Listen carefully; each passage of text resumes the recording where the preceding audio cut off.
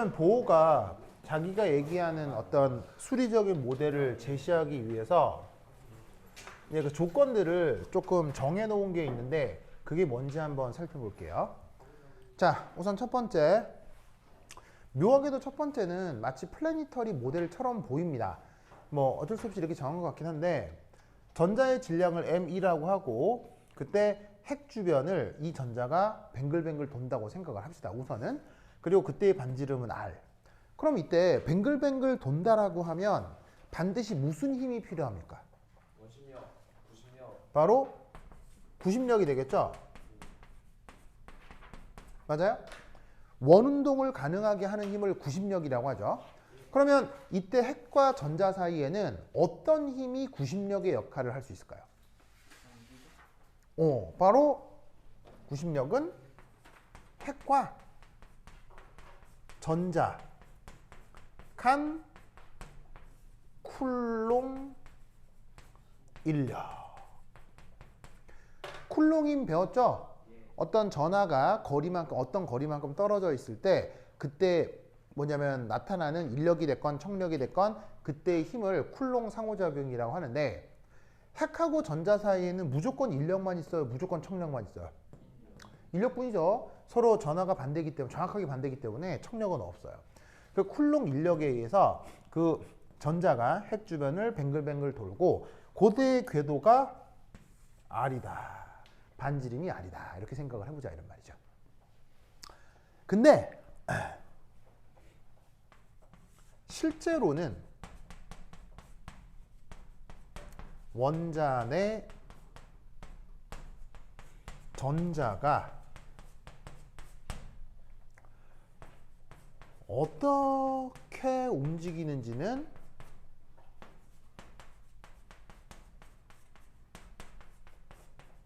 알 수가 없습니다. 핵 안에서, 그러니까 원자 안에서 전자가 핵 주변을 회전을 하는지 진동을 하는지 병진을 하는지는 사실은 엄밀한 의미로 알아낼 수가 없습니다.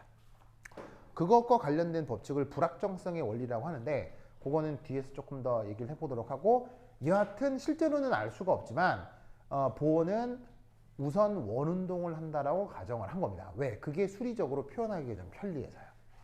알겠죠? 이게 첫 번째 가정이고요. 그 다음 두 번째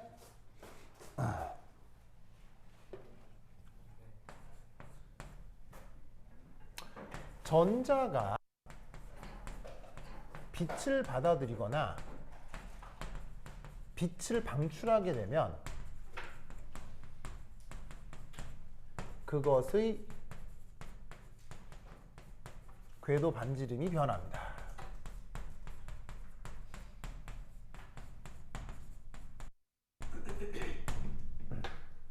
원래 전자가 정해져 있는 궤도 반지름이 있었을 건데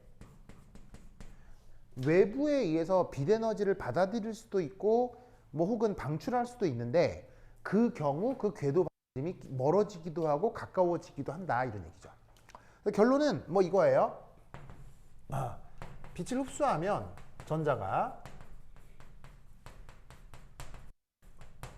저 궤도 반지름 R이 증가하고요. 빛을 방출하면 저 궤도 반지름은 더 핵에 가까워진다. 이렇게 생각하시면 됩니다. 전자가 빛을 흡수할수록 전자의 에너지 상태가 고에너지가 되죠. 에너지가 고에너지가 되면 핵의 인력을 이기고 전자가 핵으로부터 멀리 떨어질 수 있다는 뜻입니다. 역으로 빛을 방출하게 되면 전자 입장에서는 에너지 상태가 안정해지는 거죠. 그럼 에너지 상태가 저에너지 상태가 되니까 핵에 더 가깝게 들러붙고 인력이 더 커진 상태가 된다 이런 뜻이에요. 알겠죠? 그래서 이때 생각할 수 있는 건 바로 역학적 에너지 보존이겠죠.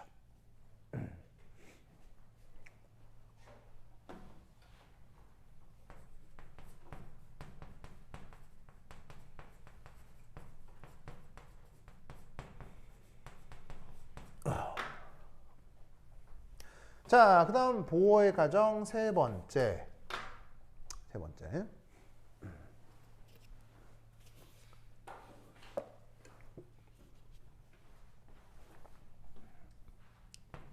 핵에 속박된, 자, 원자 안에 있는 전자니까 그 전자는 핵으로부터 자유롭다고 얘기를 해야 되겠어요? 핵에 속박돼 있다라고 얘기를 해야 되겠어요? 속박돼 있는 상태라고 얘기를 해야 되겠죠? 다시 한번. 핵에 속박되지 않고 자유롭게 돌아다니는 전자, 그런 걸 뭐라고요? 그게 자유전자겠죠, 자유전자. 즉, 핵에 속박된 전자는 자유전자하고 상황이 매우 다른 겁니다. 알겠죠? 그래서 핵에 속박된 전자의 각 운동량은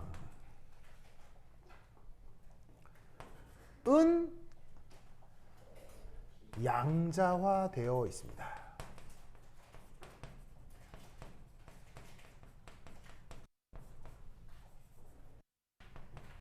양자화되어 있습니다. 요게 보호가 생각한 세 번째 조건입니다. 자, 그럼 우선 여기서 하나 말씀드릴 거. 여러분 혹시 각운동량 배우셨나요? 네. 배웠어요? 배웠어요. 아직 안 배웠어요?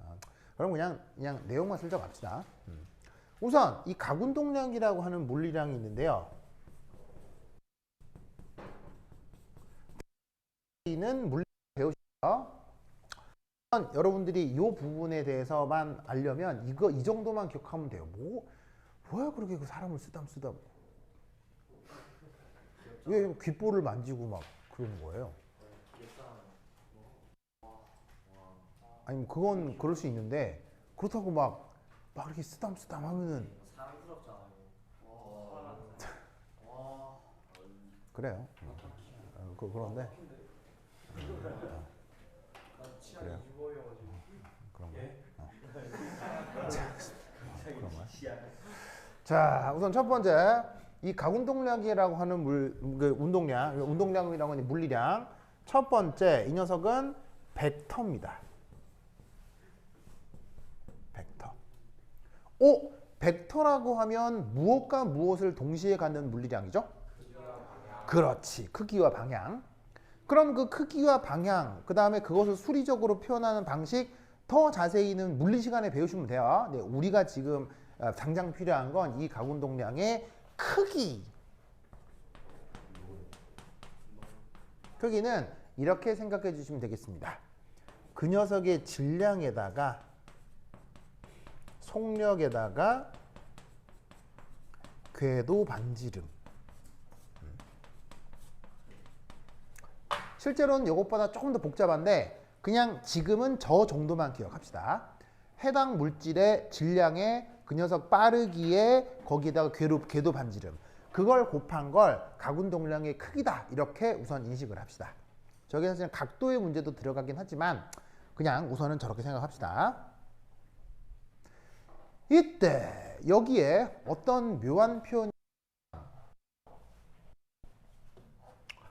퀀타이즈드라는 말이죠. 양자화되어라는 말이죠. 이거를 영어 표현으로 어떻게 쓰냐면 퀀타이즈드 동사로 쓰면 이렇게 쓸 수 있어요. 퀀타이즈의 이제 과거 분사형이죠. 퀀타이즈드 이렇게 쓴 건데, 자 이게 이제 뭐냐?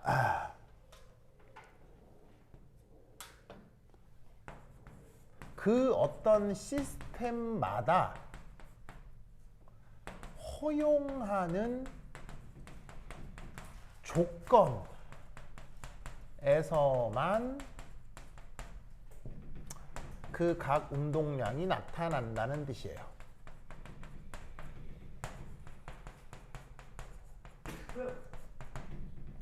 그런 걸 뭐라고 부른다? 퀀타이즈드. 우리말 번역 양자화. 아시겠죠? 알겠죠? 그럼 뭔 저런 씨나라 까먹는 소리냐? 자, 그러면 왜 양자화 돼 있을까요? 왜 양자화 돼 있을까요? 역시 몰라요. 알겠어요? 아무도 몰라요. 근데 왜 이런 씨나라 까먹는 소리를 하느냐? 이렇게 가정을 하면 여러 실험 결과들이 있을 거 아니에요. 걔네들을 표현할 수 있기 때문이에요.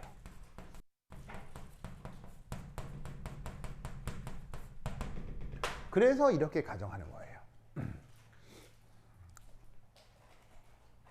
왜 전 우주에 속박된 전자가 가군동량이 양자화되어 있느냐에 대해서는 알 수는 없지만 저렇다라고 생각을 하면 여러 실험 데이터들을 하나로 연결할 수 있어요. 그래서 저런 가정을 하는 거예요. 뭔 말인지 알겠죠? 그래서 저 세 가지가 보어가 자기 모델을 만들 때 활용했던 테크닉이다. 라는 것을 기억해 두시기 바랍니다. 알겠죠? 누구냐? 저 누구야? 누구냐? 또연 알겠죠? 그렇지. 또연이가 무슨 또연이었죠? 또연. 저요? 박도연. 그렇지. 저기가 준서죠? 준서거스. 아까 왜 저기 시험거스 왜 괴롭혔어요? 저요? 제가요? 그런 적 없는데요. 아 그래요? 다른 사람이었나? 저 어쨌건 그래. 예. 약간 놀아주는. 놀아줘.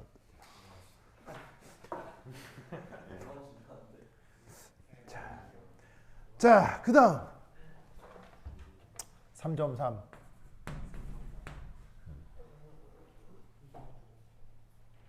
그러면 이 보어의 유도 과정을 살펴보도록 하겠습니다.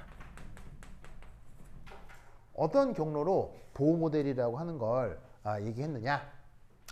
우선 첫 번째 일, 모델링.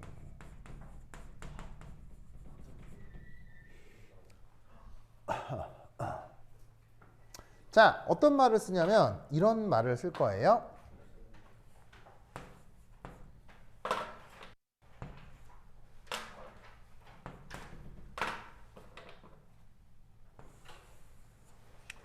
자, 이게 핵입니다.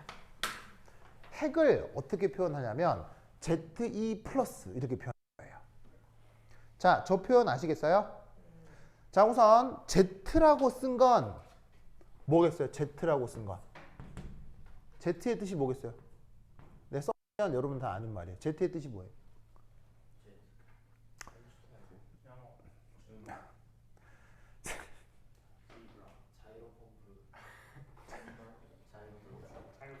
Z의 뜻이 뭐예요? 이 사람들 진짜.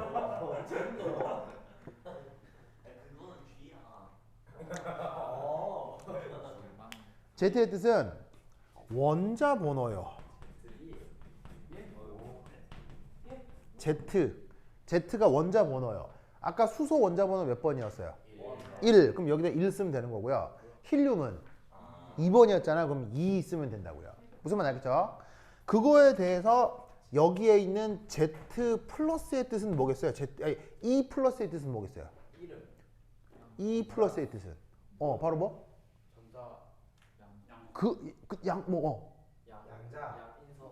그것의 뭐? 바로 양성자 한 개의 전하량이요. 여러분, 원자핵 안에 중성자 말고 누가 있어요? 원자핵 안에 중성자 말고 양성자가 있잖아요. 그리고 원자핵 안에 들어있는 양성자 한 개의 전하량이 얼마예요?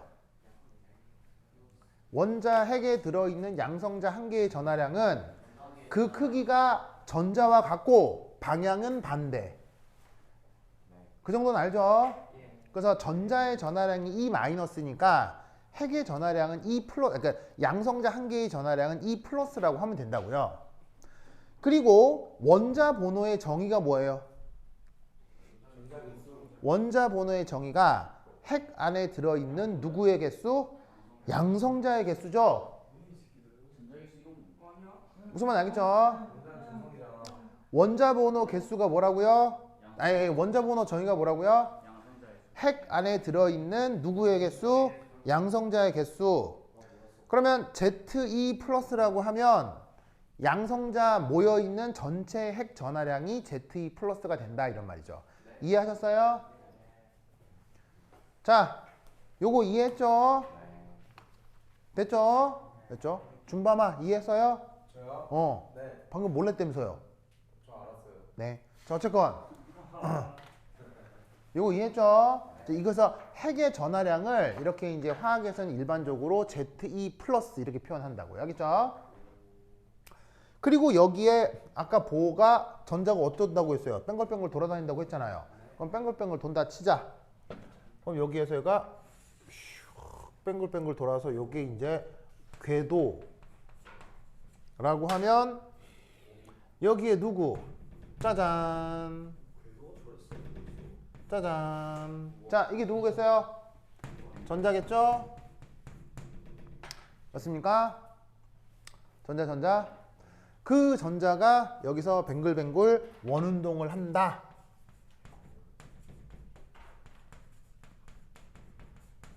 라고 했을 때 뱅글뱅글 돌 때에 짜잔. 접선 속력이 있을 거고 보시면은 접선 속력이 있을 거고 짜잔 궤도 반지름이 있겠죠. 무슨 말 알겠죠? 그래서 반지름 R을 놓고 접선 속력 V로 뱅글뱅글 돌아가고 있는 이런 것을 지금 원자 모델로 잡아보자 이런 말입니다. 됐죠? 이때 어떤 생각을 해야 되느냐? 아까 뭐라 그랬었냐면 쿨롱 인력 이 뭐가 된다고 했죠? 저 뱅글뱅글 돌아다니는 구심력이 된다고 했죠? 그럼 여러분 쿨롱 인력 크기 어떻게 표현해요? 쿨롱 인력 크기. 자, 쿨롱 인력 크기 어떻게 표현하냐면 4파이 입실론 제로분의 1이라고 하는 상수 묶음이 있습니다. 이걸 이제 뭐 하이탑 같은 데는 그냥 K 이렇게 두는데 원래는 4파이 입실론 제로분의 1 이렇게 쓰는 게 맞는데 그걸 뭐 하이탑에서는 퉁쳐서 그냥 K 이렇게 쓰죠. 근데 앞으로 여러분들이 일반학 책에서는 K라는 표현 보기 어렵고요. 전부 다 4파이 입실론 제로분의 1 이렇게 쓰니까 쿨롱 인력의 상수가 이거다라는 거 알아두세요. 알겠죠? 네. 입실론은 진공의 유전율이라고 하는 건데 쿨롱 인력과 전하량 반지름 사이의 그냥 비례 상수라고 생각하시면 됩니다. 실험적으로 결정된 비례 상수예요. 왜 나오냐가 아니라 실험으로 제어할 수 있는 변수 외의 모든 요소들을 상수로 묶어버리는 거예요.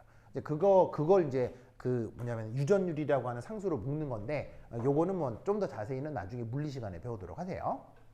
자, 그리고 쿨롱 인력은 상수 묶음에 그 다음 뭐로 표현되느냐? 곱하기 R 제곱분의 ZE 이렇게 표현됩니다.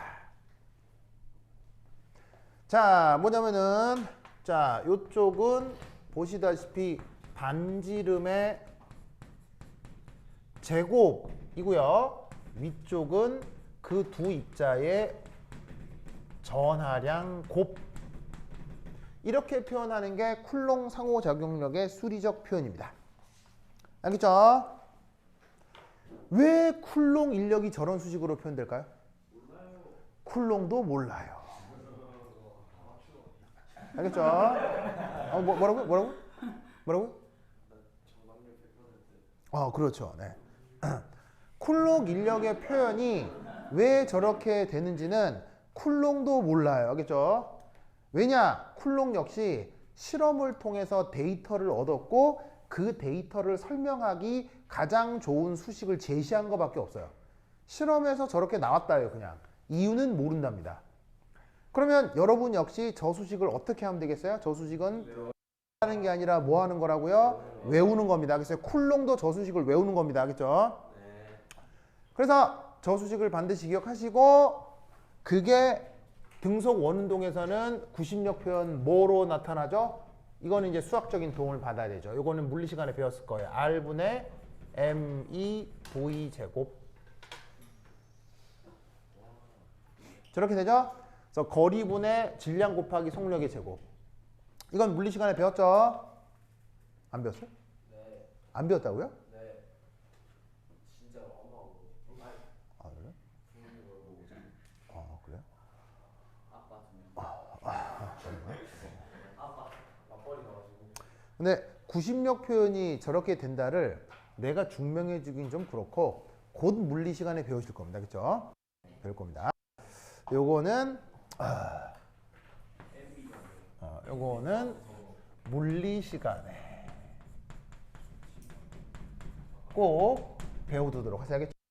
그래서 이제 궤도를 자꾸 미분하면 되는데, 그러니까 미분을 딱 해주면 되는데 변화량을 순간적으로 잡아주면 되는데 그것과 관련된 수리적 테크닉은 물리 선생님이 훨씬 더 잘 설명해 주실 수 있으니까 물리 시간에 꼭 배워놓도록 하시고요. 그런데 물리 시간에 증명을 하건 안 하건 90 이거라는 건 또 어때야 되겠어요? 외워야 됩니다. 알겠죠? 이 표현 또 억수로 나오니까 회전 운동에서의 구심력은 이거다라는 걸 명심하셔야 됩니다. 알겠죠? 그러면 이때 요거 막 약분되고 어쩌고 나타날 수 있죠. 그러면 거리 반지름 하나가 약분이 되기 때문에 얘는 조금 더 표현하면 어떻게 바꿀 수 있느냐? MEV 제곱이 4파이 입실론 제로 R분의 ZE 제곱 이렇게 표현하는 걸 확인할 수 있죠. 됐습니까? 그래서 저런 모델링에서 쿨롱 인력이 구심력이 된다고 할 때 첫 번째 나타나는 수식 관계가 있겠네요. 됐죠? 그 다음 세 번째, 자 아까 5의 가정 뭐가 양자화되어 있다? 가군동량이 양자화되어 있다고 했죠? 그러면 그 가군동량을 이렇게 표현하도록 하겠습니다.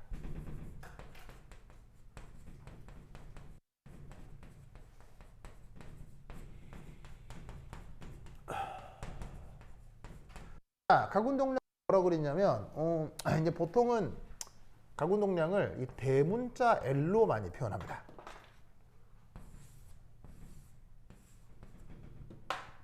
이렇게 많이 표현해 줍니다. 항상 그런 건 아니, 대문자 L로 쓸까? 대문자 L 아니냐? 아이고, 대문자 L 그렇습니다. 근데 이제 그 크기만 볼 것 같으면 크기가 뭐라 그랬어요? 질량의 속력의 궤도 반지름이라고 했죠.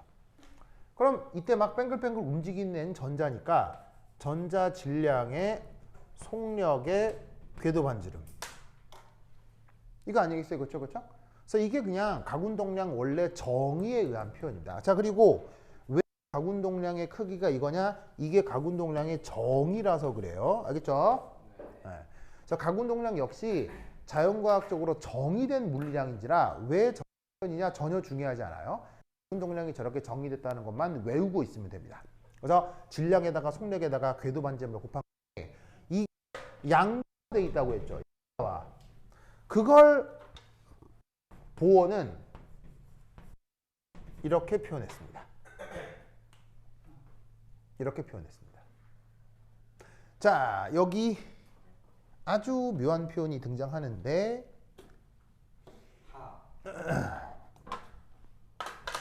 바로 양자화를 요런 꼴로 표현했어요. 그럼 요런 꼴이 뭐냐? 우선 첫 번째 알아두실 거 H 바라고 표현하거든요. H 위에 짝대기를 하나 더 얹은 건데 의미가 뭐냐? 그냥 정한 겁니다. 정의입니다. 정의. H를 2파이로 나눈 겁니다. 저렇게 정했습니다. H가 뭐였죠? 바로 플랑크 상수요. 플랑크 상수 기억나요? 아까 그 광량자 에너지 표현할 때 E는 Hg였잖아요. H는 H 큰 녀석에 대략값이 얼마? 6.6 곱하기 10의 마이너스 34승 정도 되는 거. 그래서 걔를 플랑크 상수라고 합니다. 그거를 그냥 2로 나누고 파이로 나눈 걸 h 바로 정한 겁니다. 왜 이렇게 정했느냐? 이렇게 정하면 수식이 좀 깔끔해지거든요. 그래서 그냥 이렇게 정한 거지 무슨 특별한 거대한 이유가 있는 건 아니에요. 어차피 이것도 상수 이것도 상수라서 상수 나눠서 깔끔하게 표현하기 위해서 h 바라는 표현이 앞으로 양자역학하면서 계속 나올 거예요. 외워야 돼. 알겠죠? 외워야 돼.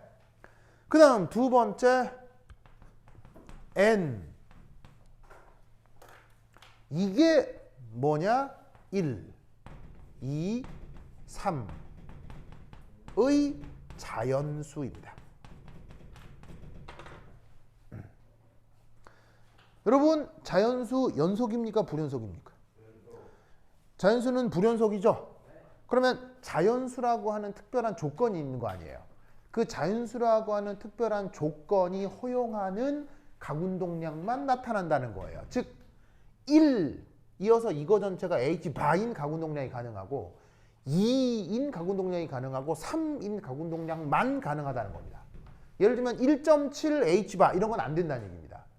무슨 말인지 알겠죠? 그래서 이런 이상한 조건을 양자화라고 하는 거예요. 무슨 말인지 알겠죠? 그러면 왜 수소 원자 모델에서 전자의 가운동량은 왜 양자화되어 있을까요? 모릅니다. 알겠죠? 몰라요. 그런데 저렇게 가정을 하면 무슨 득이 있다? 어떤 실험 데이터를 편리하게 설명할 수 있어요. 알겠어요? 그러니 공부하는 여러분 입장에서는 싸그리 뭐 하는 거예요? 싸그리 외우는 거예요. 알겠죠? 즉 양자역학과 관련해서는 이해할 수 있는 게 거의 없어요.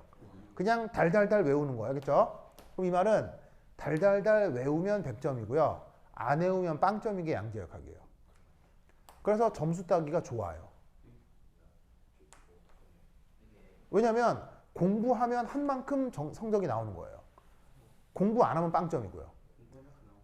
무슨 말 알겠죠? 알겠죠? 그래서 양자역학은 꾸준히 공부를 해서 나와 있는 내용을 다 암기하셔야 돼요. 알겠죠? 그렇죠? 오케이, 됐다. 자, 그러면 이제 여기에 있는 요 M, V, R 한 다음 H바 여기 자, 요에서 뭘 하나를 생각할 수가 있냐면 이렇게 한번 생각을 해볼 수가 있죠. 그럼 이때 여기서 여기를 보면 자 여기에 뭘 하나 해볼 거냐면 여기에서 우리는 속력을 어떻게 표현할 수 있느냐. 얘를 이쪽으로 나누는 거지. 아시겠죠? 그럼 얘를 이쪽으로 나누어 주면 얘 표현을 어떻게 바꿀 수 있다? 2파이 R M2의 NH 이렇게 쓸 수 있겠네. 맞아요? 왜냐하면 H바가 2파이분의 H라고 했으니까 바 대신에 2파이 써주고 여기에 있는 R하고 MV를 아래쪽으로 나누는 거야. 무슨 말 알겠죠? 자, 뭐 특별히 어려워요? 아무것도 아니에요. 아무것도 아니죠. 그 다음 뭐 할 거냐? 얘를 어디 넣어볼까요? 여기 넣어보는 거예요.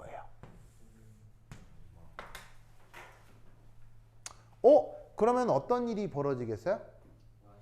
막 뭐가 약분되고 곱하기 되고 어쩌고 저쩌고 돼서 누구에 대한 함수만으로 표현할 수 있겠어요? 얘를 여기 넣어서 정리하면 누구에 대한 결과를 얻어낼 수 있겠어요? 바로 R. 무슨 말 알겠죠? 자, 그럼 해볼게요. 자, 여기 지운다. 여기 지울게요. 지운다. 여기 지울게요. 이업.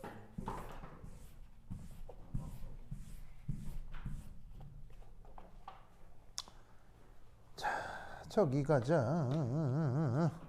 어떻게 될라나.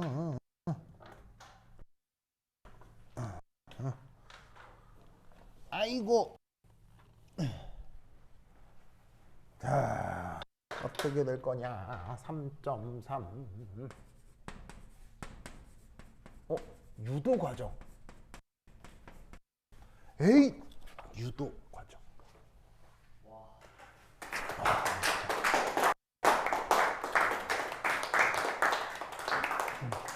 혹시 여러분 유도 배워본 사람?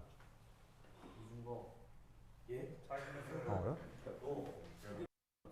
유도 되게 재밌어요. 진짜 재밌어요.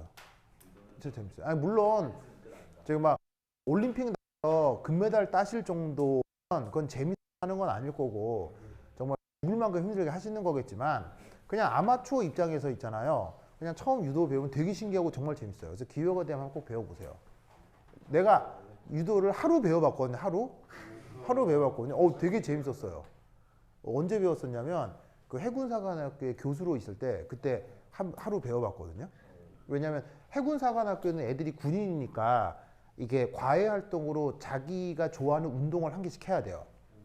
그래서 격투기를 해야 돼요. 그 군인들이니까. 그래서 이제 그 자기 취향에 맞게 태권도 하는 애들도 있고 검도 하는 애들도 있고 유도 하는 애들도 있어요.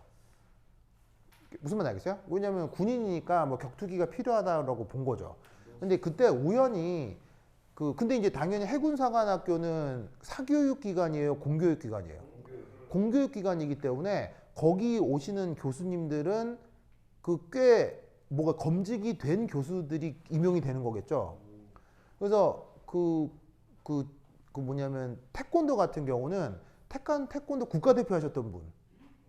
그다음에 유도 교수님은 그 아시안 게임에서 그 은메달 땄던 분이시거든요. 조성호 씨. 네, 그래서 그 아시안 게임까지 나가서 메달을 땄다는 얘기는 잘하는 사람이라는 얘기, 못하는 사람 얘기예요. 무시무시한 사람이라는 얘기예요. 그래서 여러분 그 격투기로 그런 대회 나가서 금메달 따고 실제로 그런 사람이랑 맞닥뜨리면 이제 허리 부러집니다. 죽어요. 진짜 무서운 사람들이거든요. 그런 분이 교수님이에요. 그 유도 교수님으로. 그래갖고 이제 그 유도 교수님한테 배우는데 학생들이 배우는데 너무 신기하고 재밌어 보이는 거예요. 나도 교수니까. 그래서 교수님 와서 교수님 저도 하루 같이 생도들이랑 같이 배워볼 수 있을까 해서 아우 좋습니다 해가지고 이제 생도들이랑 같이 유도복 그래서 그게 주셔가지고 유도복도 입고 하고 했는데 완전 재밌어요. 완전 재밌어요. 진짜 재밌어요. 이게 나는 태권도는 많이 배웠었거든요. 아기 때. 왜 초등학교 때 태권도 많이 가잖아요.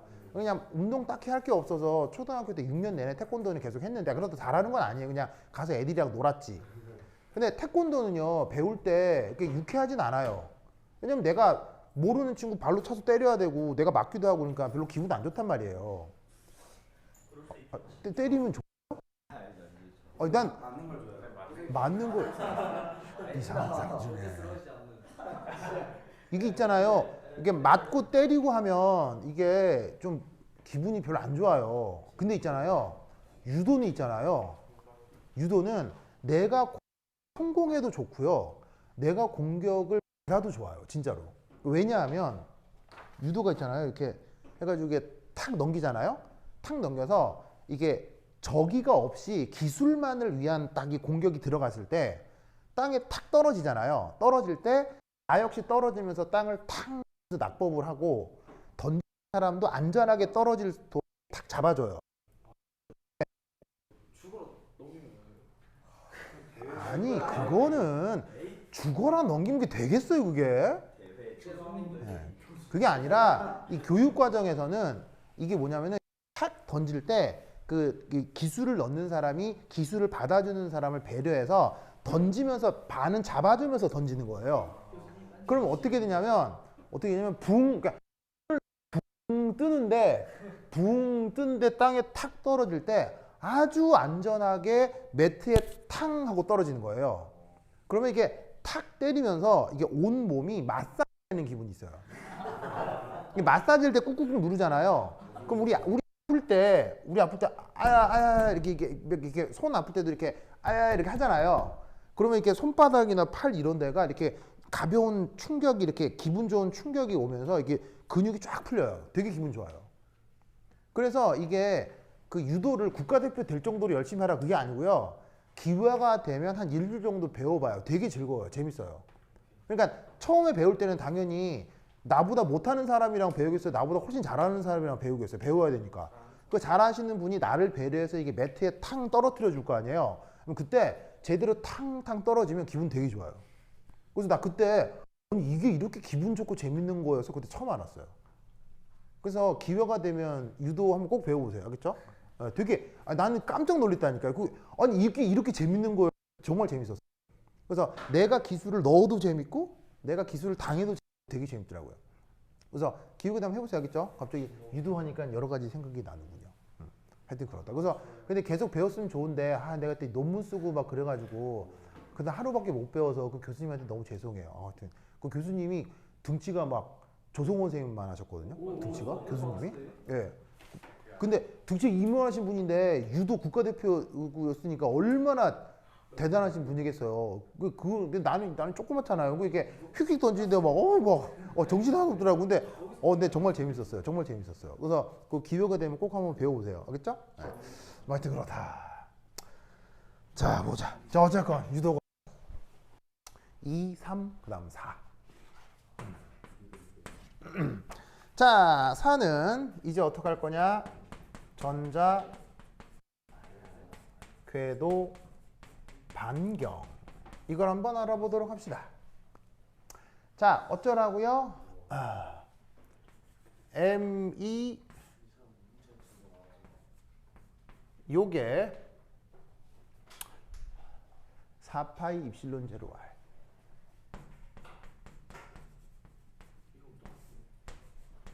자, 이건데 요 자리에다 뭘 넣으라고요? 요 속력 자리에다가 얘를 집어넣으라고 했죠.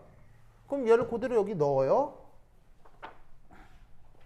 그러면 2파이 R 그 다음에 M2 NH. 그럼 여러분 어떤 건 약분되고 어떤 건 곱하기 나누기 막 될 거 아니에요? 그럼 오르르륵 정리를 하면 최종적으로 뭐가 나온다? 이렇게 되고 N제곱 입실론 제로 H제곱 오버 Z 파이 E제곱 M2 최종적으로 이런 결론에 도달하게 됩니다. 아니요, 요건 외울 필요는 없죠. 외울 수도 없죠. 나도 못 외워요. 유도 과정을 외우라는 거죠. 알겠죠? 자, 어떻게 되는 건지 알겠죠? 자, 뭐 계산상 되게 심각하게 어려운 계산이에요. 충분히 할 수 있는 거예요. 충분히 할 수 있는 거죠. 알겠죠? 그냥 곱하기 나누기 하면 돼요. 정리하면 이렇게 돼요. 자, 그런데 해놓고 나서 보니까 자, 봅시다. 해놓고 나서 보니까 입실론 제로 변수예요, 상수예요? 상수예요. 정해진 값이에요. 8 곱하기 10의 마이너스 얼마 정해진 거거든요. 플랑크상 변수예요, 상수예요? 변수예요, 상수. 전자 전하량 상수의 변수예요? 전자 질량 상수의 변수예요? 다 상수. 그럼 이 말은 요소 여기까지가 그냥 상수 묶음이 되는 거예요. 알겠죠? 그러면 각 알려진 상수들이 있으니까 계산기에 넣고 또르륵 계산하면 쟤도 어떤 알려진 값으로 바뀌겠죠? 그거를 뭐라고 부르느냐? A0라고 치환을 해줍니다. 이것을 이름하여 뭐라고 부른다? 보어 레디어스. 우리말 번역으로는 보어 반지름이라고 합니다. 대략 실제로 계산한 값에 의하면 얼마냐면 52.9 피코미터. 52.9 피코미터. 피코의 뜻은? 피코의 뜻은 10의 마이너스 12승을 뜻합니다. 뭐 알려진 상수니까 넣고 뚜루룩 계산하면 어떤 숫자가 나오겠죠. 그렇게 나온 숫자가 그냥 52.9 피코미터일 뿐인 거예요. 그렇죠? 숫자 외울 필요는 없고요. 저 궤도 반지름을 저렇게 보호 반지름으로 치환해서 표현한다 정도만 알아두시면 됩니다. 알겠죠? 됐습니까? 자, 이제 Z가 뭐라 그랬어요? Z가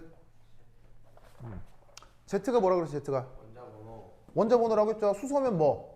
1. 힐륨이면 리튬이면 그럼 언급하고 있는 그 원자가 뭐냐에 따라서 얘도 정해지는 거겠죠. 이때 놀라웠게도 여기에 있는 이 N이 뭐예요? 자연수라고 했죠. 즉 뭐냐면 1일 때만 존재 가능한 거예요. 2인 것만 나타날 수 있고요. 3인 것만 나타날 수가 있는 거예요. 무슨 뜻인지 알겠죠? 그래서 그걸 표현해 주기 위해 여기다가 n이라는 아래첨자를 편의상 넣어주는 거예요. 의미는 뭐냐면 궤도, 반지름 역시 운동량처럼 뭐 되어 있다? 양자화되어 있다 라는 의미로 R 밑에 n이라는 아래첨자를 마치 수학 시간에 배운 수열처럼 표현한 거예요. 수열 배웠죠? 그래서 저 궤도 반지름 역시 양자화되어 있는 것을 수열로 표현하는 거예요. 즉 수학 시간에 배운 수열이 그냥 그대로 등장을 하는 거예요. 무슨 말 알겠죠? 알겠죠? 일종의 뭐 등비 수열 같은 거죠. 등비 제곱 수열인가? 뭐 하여튼 뭐 아닌데? 저건 뭐라고 해야 되나? 무슨 수열이야? 등비 수열은 뭐 곱하기 수열이죠. 등비 수열인가 저건? 등비 제곱 수열인가? 하여튼 뭐 알겠죠? 네. 이런 식으로 표현을 해볼 수가 있다. 자, 그리고 이때 경남과학고에서 냈었던 건데 이렇게 쓴 다음에 이걸 빼먹으면 감점이었어요. 뭘까요? 바로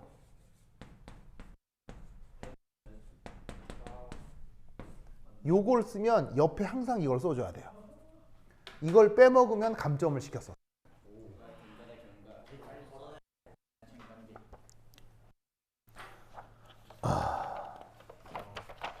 뭔 말인지 아시겠죠? 알겠죠? 자, 그 다음 자, 이게 줍니다. 중간에 지울게요.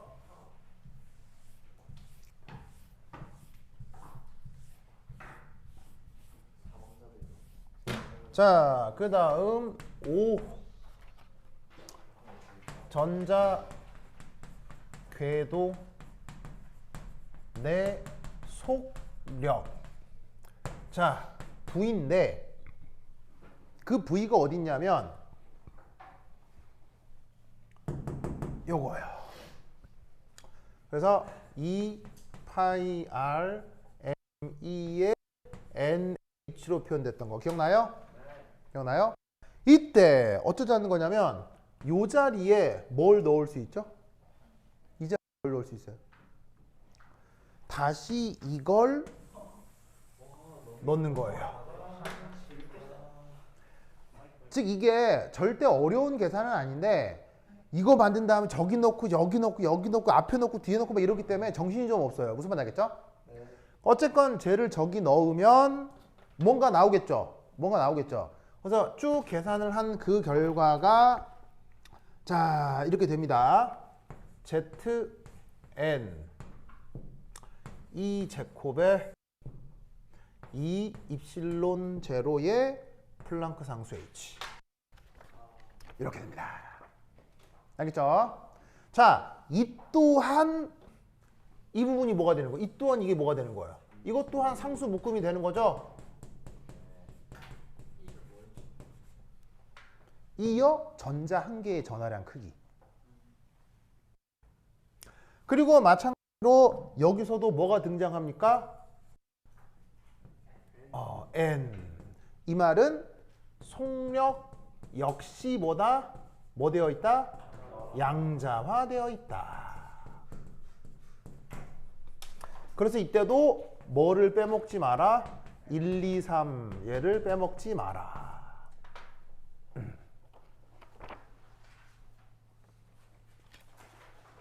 됐죠? 자, 그 다음 마지막 6 하이라이트. 실제로는 이게 시험에 가장 많이 나옵니다.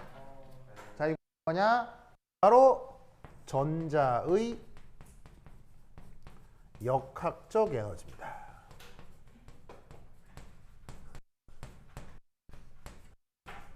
자, E라 쓰고 자, 역학적 에너지는 뭐 더하기 뭐? 바로 운동 에너지 더하기 위치 에너지 되겠죠. 맞습니까? 운동 에너지 더하기 위치 에너지죠. 자, 저 전자의 운동 에너지는 어떻게 표현해요? 전자의 운동 에너지 어떻게 표현해요? 바로 그 유명한 2분의 1 mv 제곱이잖아요. 맞죠? 어쨌건 전자가 뱅글뱅글 움직이고 있잖아요. 2분의 1 mv 제곱 쓰면 되는 거죠. 알겠죠? 그리고 이런 식의 쿨롱 상호작용을 통한 위치 에너지는 어떻게 표현되느냐? 이렇게 표현됩니다. 4파이 입실론 제로 분의 1. 그 다음에 거리 1승의 전하량의 고분 표현됩니다. 알겠죠? 그래서 여기 보시면은 요 위치 에너지가 요 부분인데 R이 뭐죠? 회전 반지름이죠. 회전 반지름인데 이때는 1승에 반비례한다라는 걸 명심하셔야 됩니다. 알겠죠? 그래서 저 뭐야? 힘은 1이라고 하는 힘은 제곱에 반비례하는 거고요. 에너지는 1승에 반비례해요. 이걸 이제 미분과 적분의 관계로 설명할 수 있는데 물리 시간에 배우시고 여하튼 에너지는 1승이고 힘은 2승에 반비례한다. 알겠죠? 꼭 기억해야 돼요. 이때도 전하량 곱으로 전하량과 전하량을 두 개를 곱해 준 겁니다. 상수하고 전하량 곱은 똑같습니다. 됐죠? 그러면 얘를 표현을 하면 이렇게 되겠네. 1 한 다음에 곱이 어디 있냐? 그만큼이 여기 있잖아요. 그죠? 그럼 쟤를 그대로 써줘요. 그러면 4, 8, 입실론 R의 Z2 제곱. 맞죠?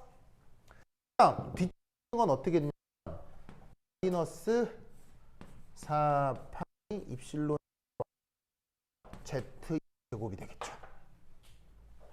맞죠? 4파이 입실론 제로 R Z2 플러스 마이너스. 그러면 여기 보시면은 전자 전하량은 마이너스인데 핵 전하량은 플러스잖아요. 그럼 플러스 곱하기 마이너스 하면 마이너스가 되니까 앞에 부호를 빼기로 쓴 거예요. 아시겠죠? 됐습니까?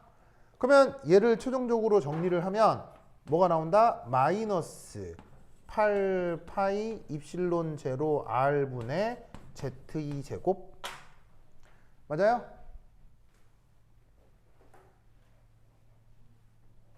저렇게 되겠죠? 됐습니까? 그 다음 레스트 터치. 그 다음 어떻게 좀 되겠습니까? 그 다음 어떻게 하면 되겠습니까? 바로 요 자리에 뭘 넣어줄까요? 요 자리에 요거 있죠, 요거 얘를 이렇게 넣습니다. 알겠죠? 자, 어디에 어디를 넣는다만 알면 불가능한 계산입니까? 충분히 할 수 있는 계산입니까? 충분히 할 수 있는 계산인데 처음 보고 이게 정신이 한 탱이도 없죠? 그러니까 이 어디에 뭘 넣어라를 어떻게 해야 되겠어요? 그러면 외우지 않고서는 이걸 따라갈 방법이 없습니다. 무슨 말 알겠어요? 정신이 없습니다. 이거 어디에 뭐를 넣는다를 외우고 있어야 돼요. 알겠죠? 자, 그러면 쟤를 열심히 계산한다. 열심히 계산을 하면 최종적인 결과가 요렇게 나오더라 이런 말이지. 바로 마이너츠하고 2의 4승 MEZ 제곱 나누기 8 입실론 제로의 제곱 H 제곱 N 제곱. 최종적인 결과는 당연히 저 결과까지 외울 수는 없어요. 나도 못 외워야겠죠. 그래서 뭐를 어디에 넣는다 정도만 외우고 있으면 되겠죠. 자, 그런데 이때 봅시다. E 뭐죠? 상수. ME 뭐죠? 상수. 8 뭐죠? 입실론 제로 뭐죠? H 뭐죠? 오. 복잡한 여기서까지 모두 다 그냥 상수 묶음이 되겠네요. 그래서 이 상수 묶음을 또 다르게 어떻게 표현하느냐? 요렇게 마이너스 n 제곱에 HCR 제곱으로 해서 요런 식의 새로운 상수 묶음으로 바꾸어 줍니다. 자, H는 플랑크 상수고요. C는 뭘까요? 빛의 속력입니다. 아시겠죠? 플랑크 상수와 빛의 속력을 따로 빼서 또 다른 상수 묶음 R로 만들어 줍니다. 왜 이렇게 그냥